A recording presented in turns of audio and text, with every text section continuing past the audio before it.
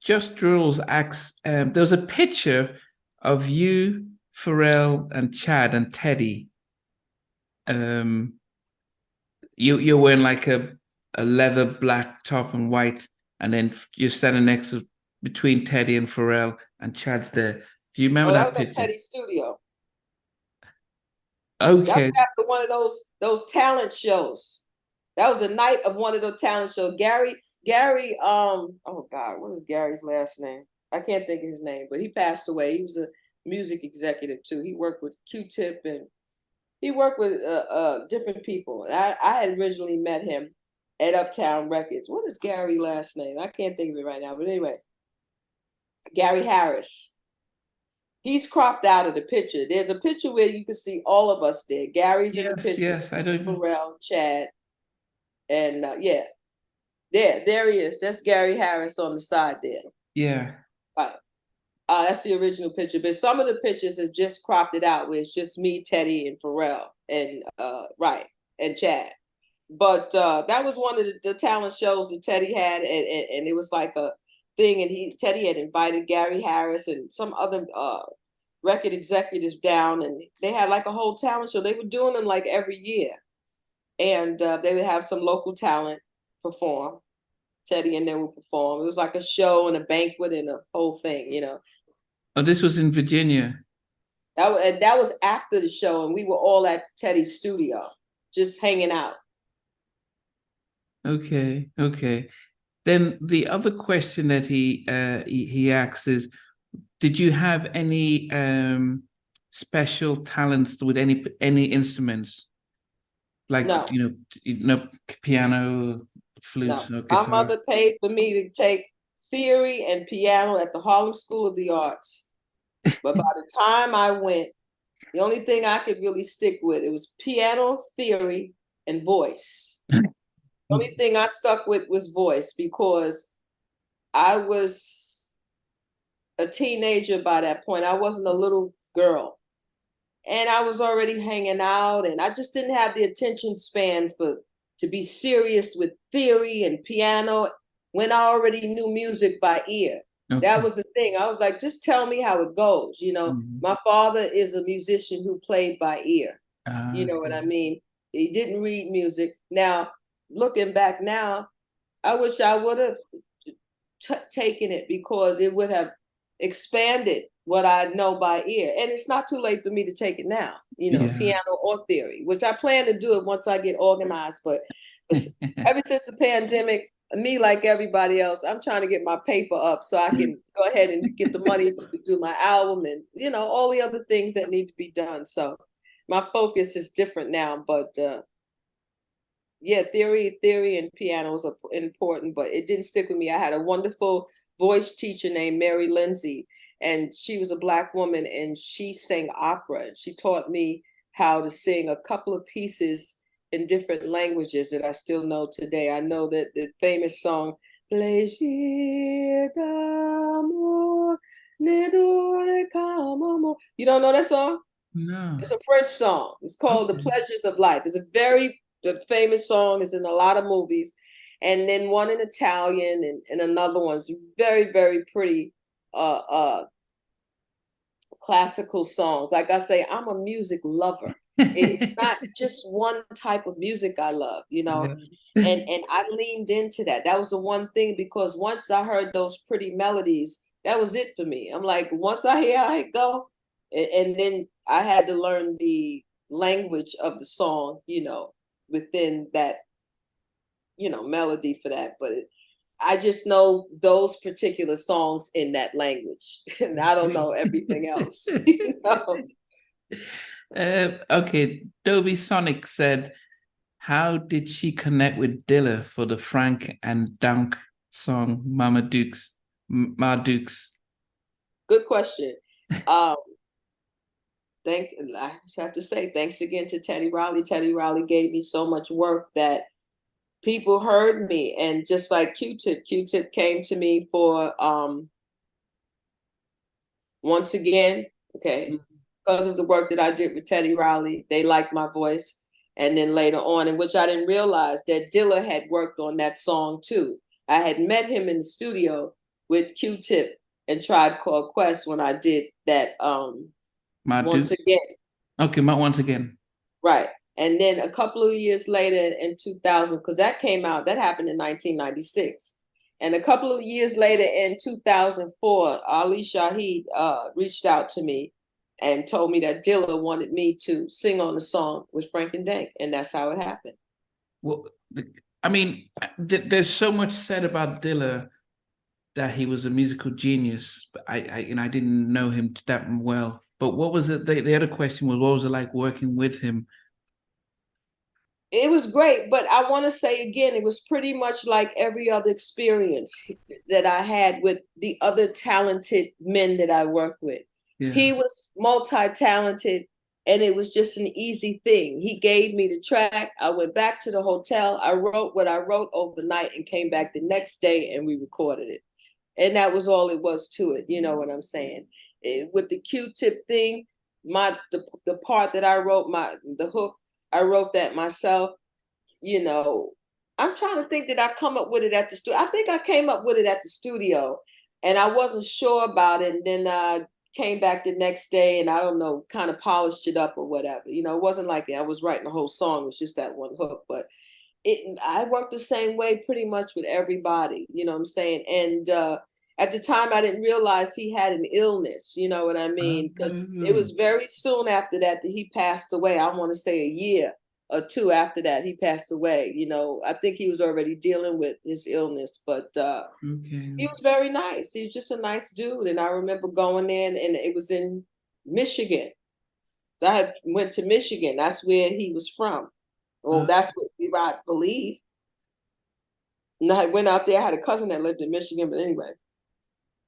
They flew me out, you know, they paid the per diem and the hotel and bop, how they do. You know what I mean? Went in, I heard the track, you know, and I didn't realize he was as prolific as he was during the time that I worked with him either, but I know dope music. So it's just like I say, when I met the Neptunes, they were nobody. It wasn't about who they were. It was about their music was unique. Chad had very unique chords that he was, but Pharrell wasn't even doing all that then. Pharrell now, he knows more music than he knows then. But back then, Chad was, you know, more of the instrumentation as far as the chords and he had a lot of beautiful chords. Pharrell was mostly doing the beat and all of the lyrics and, you know, stuff like that. You know, that's what I do know about their structure. But as time went on, Pharrell began to, you know, learn more, you know. Oh, yeah. I remember talking to Levi, and he says that your Chad would come into the studio with a trumpet or flute or saxophone and different instruments, and he was really a musician kind of person. Yeah, he was more of, like I said, the musician part of it. But I'll tell you one thing. They all need to get out. Shay, Chad, and everybody else is getting paid as an extension of Pharrell. They all need to get out on their knees and thank Pharrell, because if it wasn't Pharrell, wasn't for that boy, and I say boy because I think about him when I met him. You know what I mean? I know he's a man now. It was children of his own.